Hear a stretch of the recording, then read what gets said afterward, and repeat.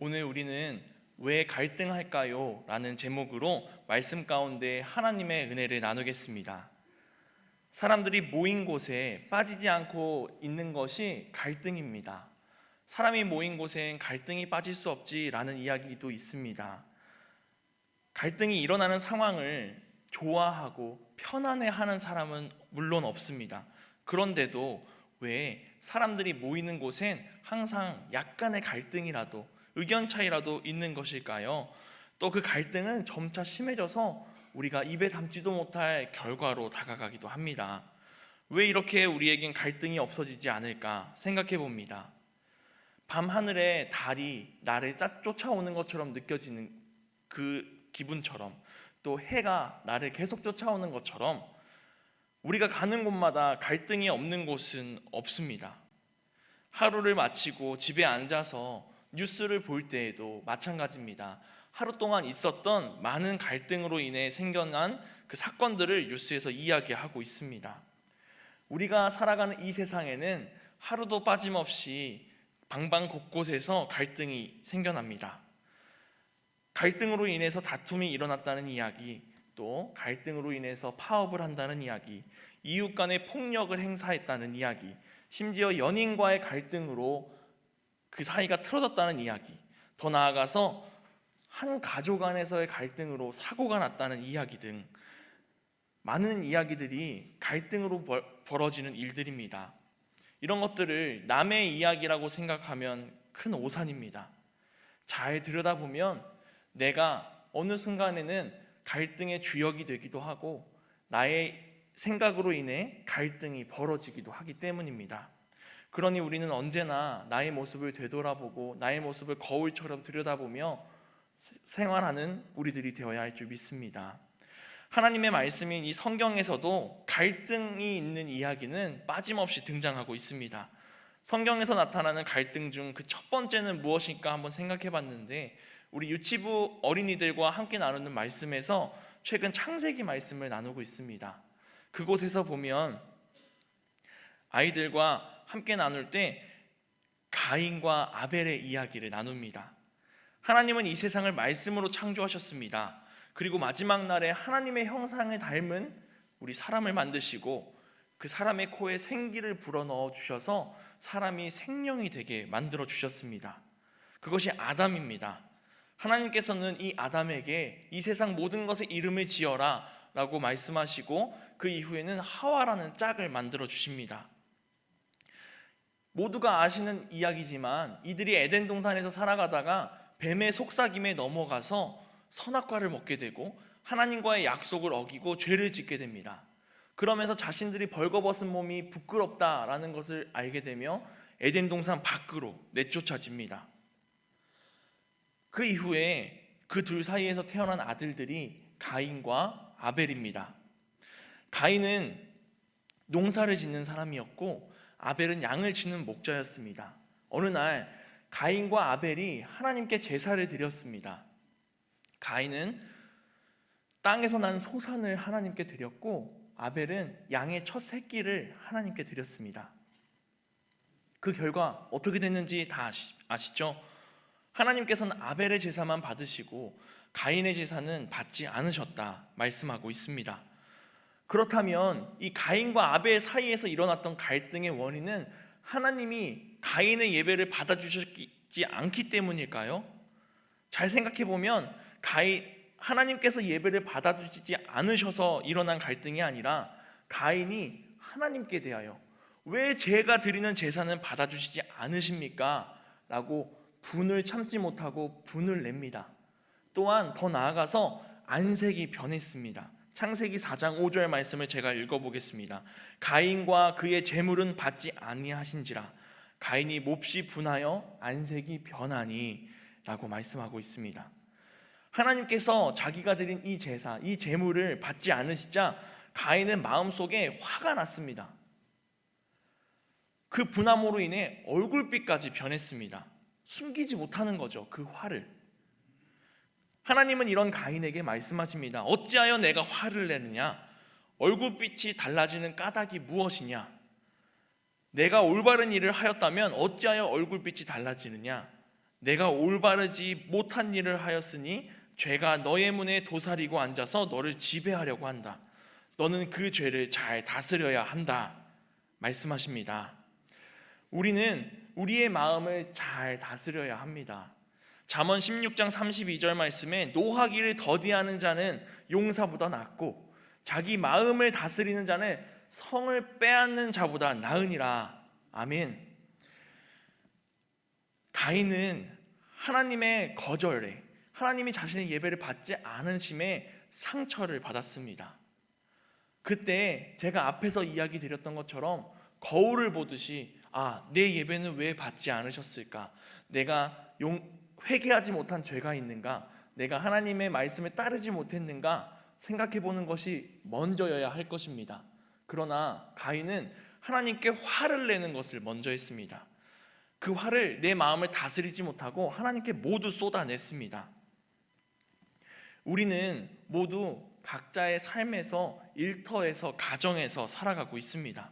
그곳에선 이와 같은 거절 또는 억울함 그리고 화남이 있습니다. 그러나 우리는 그것을 잘 참고 잘 다스리고 다른 것으로 환기하면서 살아가고 있죠. 하지만 가끔은 참지 못할 때가 있습니다. 너무 억울하고 또 너무 화가 날 때가 있습니다. 그러나 내가 화가 났다고 해서 나를 화나게 한 상대방을 때리거나 죽이는 살인죄를 범하진 않죠. 내가 화났다고 해서 이런 죄들을 범하지 않습니다. 하지만 세상 사회의 뉴스를 보면 내가 화나서 나를 억울하게 해서 나를 괴롭혀서 상대방을 죽이고 상대방을 때리는 일들이 일어납니다. 심지어 가족을 해치기도 합니다. 사랑하는 연인을 해치기도 합니다. 이런 일들이 점차 많아지고 있습니다. 오늘 언급드린 가인도 마찬가지입니다. 자신의 화를 참지 못하고 자신의 동생인 아우를 미워하고 질투했습니다. 그래서 그 아우를 돌로 쳐 죽이게 됩니다. 우리들에게 찾아오는 갈등에 해결하지 못하면 그 끝은 항상 좋지 않습니다. 가인이 아벨을 죽이고 나서 하나님께서는 가인에게 한 번 더 기회를 주셨습니다. 가인아, 내 동생 아우는 어디 있니? 물어보시죠. 가인은 모르겠습니다. 내가 그를 지키는 자이니까 하고 물어봅니다. 가인이 그때 하나님께 하나님, 제가 화를 참지 못하고 아벨을 죽였습니다. 죄송합니다. 저를 용서하여 주시옵소서. 자신의 죄를 고백했다면 하나님은 어떻게 대답하셨을지 모르겠습니다. 하지만 가인은 끝까지 자신이 지은 죄를 이야기하지 않고 자신의 죄를 숨기기 위해 급급했습니다. 이것이 갈등의 시작과 과정과 결말입니다. 오늘 본문 말씀에서 예수님을 따르던 제자들 사이에서 갈등의 상황이 생깁니다. 우리가 읽은 20절부터 28절 말씀 이전에 17절부터 19절 말씀을 보면 예수님께서 예루살렘으로 올라가시면서 제자들에게 십자가의 길이 무엇인지 가르쳐 주십니다.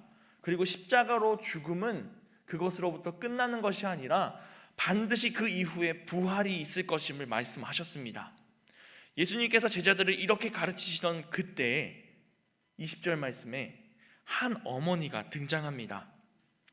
20절 말씀을 제가 읽겠습니다. 그때 세베대의 아들의 어머니가 그 아들들을 데리고 예수께 와서 절하며 무엇을 구하니? 라고 기록합니다. 세베대의 아들들이 누구냐면 야고보와 요한입니다. 야고보와 요한의 어머니가 예수님 앞에 나와서 그 아들들을 데리고 나와서 부탁합니다.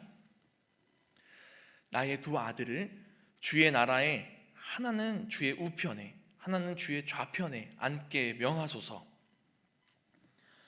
어머니가 나서서 내 아들들에게 예수님 옆에 좋은 자리 좀 내주세요 이야기합니다. 이 이야기의 그 이해를 들어가 보면 좋은 자리, 권력이 있는 자리, 권세를 얻는 자리에 내 아들들 좀 앉혀주세요 라고 요청하는 겁니다. 그저 이 땅의 세상 가운데의 생각에 머물러 있습니다. 이 모습을 본 다른 10명의 제자들이 화가 났습니다. 24절 말씀에 10명의 제자가 듣고 그 두 형제에 대하여 분이 여기거늘 이라고 말씀하고 있습니다. 어머니까지 내세워서 예수님 앞에 나와 절하며 우리를 예수님의 좌편에 우편에 앉혀주시옵소서 중직을 청탁하고 있는 모습을 보이는 것을 보고 제자들이 화가 난 겁니다. 이 두 명의 제자, 세베대의 아들들에게 그들의 정치적 야심에 찬 그 행위를 보면서 질투와 미움이 가득한 모습입니다.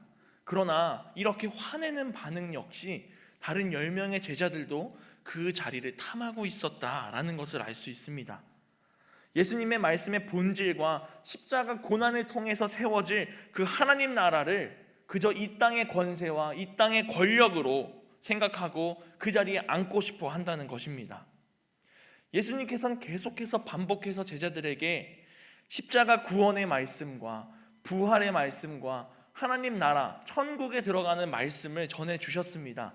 그럼에도 불구하고 이 제자들은 하나님의 말씀, 그 예수님의 말씀을 내 마음 가운데 새기지 못하고 내가 살아가는 방식대로, 내가 살아가는 세상의 이치대로만 생각하는 무지한 모습을 보여줍니다.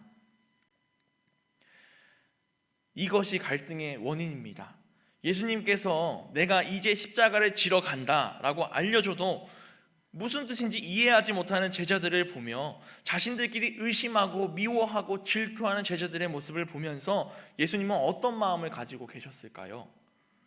왜 예수님의 제자들은, 왜 그리스도인들은, 왜 사람들은 서로 갈등을 겪으면서 살아갈까 생각해보면 오늘 말씀을 토대로 세 가지를 함께 나눠보려고 합니다. 첫 번째 이유는 누구보다 내가 더 중요해져야 한다는 생각 때문입니다. 오늘 본문 말씀에서도 예수님은 제자들의 다툼에 대해서 이렇게 말씀하십니다. 25절, 26절 말씀을 우리 다 함께 봉독해 보겠습니다. 마태복음 20장 25절, 26절 말씀입니다. 예수께서 제자들을 불러다가 이르시되 이방인의 집권자들이 그들을 임의대 주관하고 그 고관들이 그들에게 권세를 부리는 줄을 너희가 알거니와 너희 중에는 그렇지 않아야 하나니 너희 중에 누구든지 크고자 하는 자는 너희를 섬기는 자가 되고. 아멘. 이 말씀을 쉽게 이야기하면 권력이란 남을 부리는 힘이란다. 권력자는 더욱 높은 자리를 원하는 법이다. 그러나 너희가 갈 길은 그 권력자의 길, 높은 길이 아니다. 그 길을 가서는 안 된다. 권력의 길은 남보다 더 크고자 하는 욕망에서 비롯되었으나 내가 가는 길은, 예수님께서 가시는 그 길은 그것과 다르다. 다른 사람 위에 군림하는 자가 되지 말고 남을 섬기는 자가 되어라 라고 이야기하십니다. 갈등이라는 것은 누군가와 다투는 것입니다. 내가 더 내가 더 중요하다고, 내가 더 크다고, 내가 더 소중하다고 생각하는 그 생각부터 시작되는 겁니다. 남들보다 더 크고자 하는 사람들이, 남들에게 섬김을 받고자 하는 사람들이 문제를 안고 다닙니다. 우리 가정에서도 마찬가지입니다. 예를 들어 한 가정의 남편과 아내가 서로 다툼이 잦습니다. 부부 사이에 뭔가에 알게 모르게 주도권 싸움을 하고 내가 더, 내 말대로 가정을 이끌어 나가기 위해 욕심을 부린다면 그 안에는 갈등이 생겨납니다. 연인 사이도 마찬가지고 동료 사이도, 이웃 사이도 마찬가지입니다. 내가 좀 더 많은 영향력을 갖기 위해 노력하고 그것에 대한 욕심을 부린다면 갈등이 생겨나기 마련이죠. 우리는 이렇게 내가 더 중요해져야 한다라는 생각에서 빠져나와야 합니다. 하지만 그것을 쉽게 포기하지 못하는 우리들의 모습을 볼 때가 있습니다. 예수님께서 이 땅에 오실 때 어떤 모습으로 오셨는지 한번 생각해 봐야 합니다. 예수님은 높은 성전에 앉아서 왕의 대접을 받기 위해 이 자리에 오신 것이 아닙니다.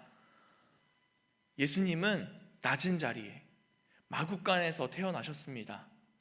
그리고 우리에게 왕으로 섬김을 받기 위해 오신 것이 아니라 우리를 섬기기 위해 오셨다라고 말씀하셨습니다. 우리가 살아가는 그 삶은 갈등이 있는 현장입니다. 예수님께서는 유대인과 또 그리스도인, 또 그들 간의 사이의 갈등을 해결해 주시려고 예루살렘으로 가시기도 하지만 그곳에서 같이 화를 내고 같이 싸우지 않으십니다. 예수님께서는 이 땅의 문제를 해결하고 우리를 구원해 주시기 위해서 십자가를 지셨습니다. 그저 유대인들이 자기에게 지워주는 십자가를 지시고 자신의 목숨을 순순히 내놓으시며 그 죽음의 자리에서 생명을 쏟으시고 거길로부터 생명이 이 땅 가운데 퍼지게 하셨습니다. 우리가 살아가는 세상 속에 갈등과 불만이 없는 곳은 없습니다.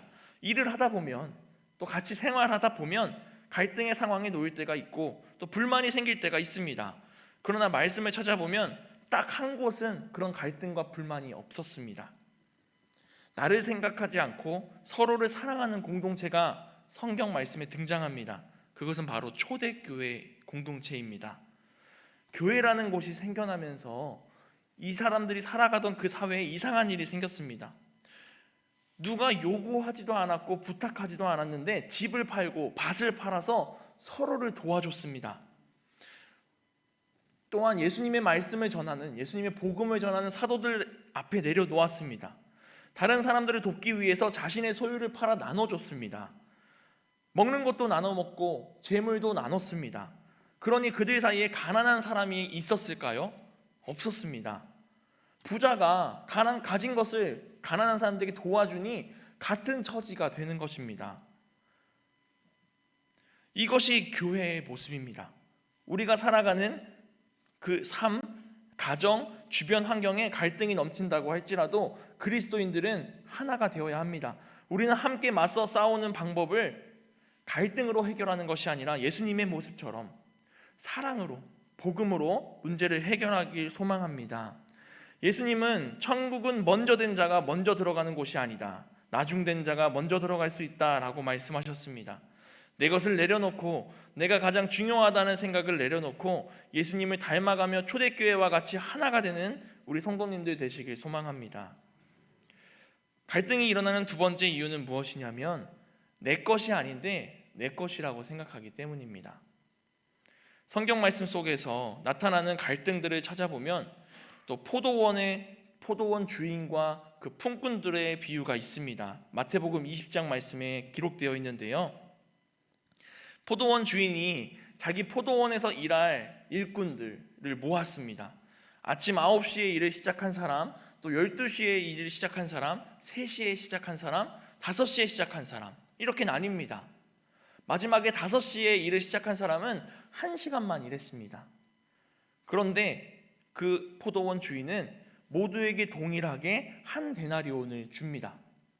그러자 먼저 일하기 시작한 사람들이 와서, 아니 저 사람은 1시간 일하고 우리는 이만큼이나 일했는데 어떻게 똑같이 대우해 줍니까? 라고 이야기합니다. 그때 포도원 주인은 대답합니다. 내가 내 것을 가지고 내 뜻대로 나눠주는데 너가 나를 악하게 보느냐? 포도원 주인은 처음부터 이들을 고용할 때 한 데나리온 주겠다고 약속했습니다. 일찍 온 사람에게도 내가 한 데나리온을 줄 테니 포도원에 와서 일을 해달라. 5시에 온 사람에게도 내가 한 데나리온을 줄 테니 포도원에 와서 일을 해달라. 포도원 주인은 그들에게 한 약속을 지켰고 그들은 약속받은 것을 받았습니다. 그런데 약속받은 것을 받았음에도 불구하고 더 받기를 원하는 사람들이 있는 겁니다. 내 것을 내 맘대로 하는데 너가 무슨 상관이냐? 하나님께서는 우리에게 우리의 삶을 이와 같이 주셨습니다. 우리에게 잠시 맡겨준 삶을 우리는 살아가고 있습니다. 그때 하나님께, 아니 저 사람에게는 왜 더 많이 주고 나에겐 이렇게 조금 주십니까? 내가 더 길게 살았는데, 내가 더 길게 일했는데 왜 나는 이런 대우를 받습니까? 따지는 것이 오늘 포도원의 그 품꾼들이 하는 것입니다. 우리가 가지고 있는 모든 것은 하나님의 것입니다. 내 것이 아닙니다. 욕심을 부려서 더 받기를 원하고 더 가져가기를 원하고 내가 더 누리기를 원하는 것이 아니라 하나님이 나에게 주신 것에 감사하며 그것에 순종하며 나에게 주어진 삶을 살아가는 우리들이 되길 소망합니다. 돈을 더 바랬던 그 사람들의 머릿속에는 포도원 주인과 한 약속은 이미 없습니다. 그냥 세상의 이치대로, 많은 시간이라면 많은 돈을 받는다라는 이치대로 생각합니다. 이것이 갈등이 일어나는 이유입니다. 내 것이 아닌데도 내 것처럼 행동하는, 또 더 나아가면 내가 이야기하는 그 이론, 내가 주장하는 내 욕심이 다른 사람들이 이해하지 못한다고 해서 강요하고 주장하고 그것을 널리 퍼뜨리는 사람이 되지 말아야 합니다. 내가 누구인지 알아야 하고 나에게 주어진 일을 나만 잘하고 살아가는 하나님의 자녀들 되길 소망합니다. 하나님은 우리를 하나님의 형상대로 창조하셨습니다. 내가 내 삶을 결정하고 내가 가야 할 방향을 계획하는 것이 아니라 하나님이 나를 하나님답게 만들어 주셨고 하나님이 내가 가야 할 길을 결정하셨고 하나님이 나의 삶을 계획하고 있으니 내 삶을 내 맘대로 내 것이라고 생각하지 말고 하나님이 이끄시는 대로 가기를 소망하는 우리들이 되길 소망합니다. 내 생각이 맞다고 주장하기 위해 다른 사람과 갈등을 조장하고 다른 사람을 공격하는 것이 아니라 하나님의 생각을 구하고 하나님의 방법대로 예수님께서 십자가를 지시고 나아가신 것처럼 살아가는 우리들이 되길 원합니다. 마지막으로 갈등이 일어나는 이유는 여기까지가 끝인가 보다라는 생각입니다. 학생들이 고등학교 때 수능을 마치고 대학교에 들어갈 때 대학만 들어가면 끝이다라는 생각을 쉽게 합니다. 하지만 대학을 들어가 보면 대학교는 끝이 아니구나, 취업을 해야 끝이구나 라고 생각을 합니다. 그래서 취업을 하면 취업이 끝이 아니구나, 가정을 이루어야 되는구나, 가정을 이루면 자녀를 키워야 하는구나, 이와 같이 계속해서 끝이 없는 삶을 우리는 살아갑니다. 그러나 간혹 실수로 죽으면 끝이겠구나, 이제 죽어야지 라고 생각할 때가 있습니다. 하지만 죽으면 끝입니까? 아닙니다. 예수님께서는 제자들에게 십자가의 죽음이 끝이 아니라 반드시 부활이 있을 것이고 너희에게 하나님 나라가 허락될 것이다 라고 이야기하셨지만 제자들은 그것을 알지 못했습니다. 오늘 우리는 예수 그리스도가 우리에게 말씀하신 그 하나님 나라를 소망하며 나가는 주의 자녀들 되기 소망합니다. 하나님을 아는 사람들, 하나님을 믿는 사람들, 예수 그리스도를 믿으며 나아가는 그 그리스도인들은 지금 이것이 끝이 아니라 이후에 예수 그리스도가 우리에게 주실 그 하나님 나라가 있음을 믿습니다. 그러나 예수 그리스도를 알지 못하는 사람들은 그저 지금이 끝이구나, 여기가 끝이구나, 나는 떠날 사람이구나 생각하며 갈등을 야기할 때가 있습니다. 이런 세상 가운데 예수님은 십자가에 달려 죽으시면서 하나님께 기도하셨습니다. 이들의 죄를 용서해 달라고 기도하셨습니다. 또 예수님의 제자로 복음을 전하다 돌에 맞아 죽어가는 그 스데반 집사도 이 죄를 그들에게 돌리지 마옵소서라고 기도합니다. 저항하지 않았습니다. 죽음을 맞이하면서 기도했습니다. 어떻게 그렇게 할 수 있었을까요? 이 죽음이 나에게 끝이 아니다라는 믿음이 있었고 그 진리의 말씀을 알고 있었기 때문입니다. 이 죽음, 예수 그리스도의 복음을 전하면서 죽는 이 죽음은 끝이 아니라 시작이요, 하나님과 살아가는 삶의 시작임을 믿는 자들이 되길 소망합니다. 우리는 세상에 살아가면서 전쟁터와 같이 살아가고 있습니다. 그러나 나를 보호하고자 나의 권리만을 챙기는 것이 갈등의 해결 방법은 아닙니다. 내 생각을 주장해서 그것이 받아들여질 때까지 싸우는 것도 해결의 방법이 아닙니다. 하나님의 말씀을 모르는 사람들, 하나님 나라의 진리를 모르는 사람들이 자기 밥그릇만 챙기기 위해 일어나는 갈등이 이와 같은 것입니다. 철없는 아이들이 내 거야 라고 밀고 당기며 싸우는 것이 이와 같은 행동들입니다. 우리는 예수님을 믿는 그리스도인들입니다. 갈등을 일으키기보다, 편을 들기보다 잠잠케 하는 사람들이 되길 소망합니다. 예수님은 이 세상의 갈등을 해소시키기 위해 교회가 되셨습니다. 몸된 교회를 우리가 그 안에서 모여 함께 공동체를 이루어 나가고 있습니다. 이 세상에 화를 막고 이 세상 가운데 화평과 평안을 가져다 줄 수 있는 것이 예수 그리스도요 교회 공동체입니다. 우리가 예수님을 닮아서 나의 삶을 임마누엘 함께 하시는 그 하나님께 드리고 하나님의 사랑을 이 세상 가운데 전하는 주의 자녀들이 되길 바랍니다. 우리가 살아가는 이 삶 가운데 갈등이라는 것이 없을 수는 없지만 초대교회 사람들처럼 예수님이 우리에게 보여주신 그 사랑처럼 나의 마음 가운데 하나님을 따르는 우리들 되어 갈등을 해결하고 하나님의 나라를 소망하며 나가는 주의 자녀들 되길 소망합니다. 기도하겠습니다.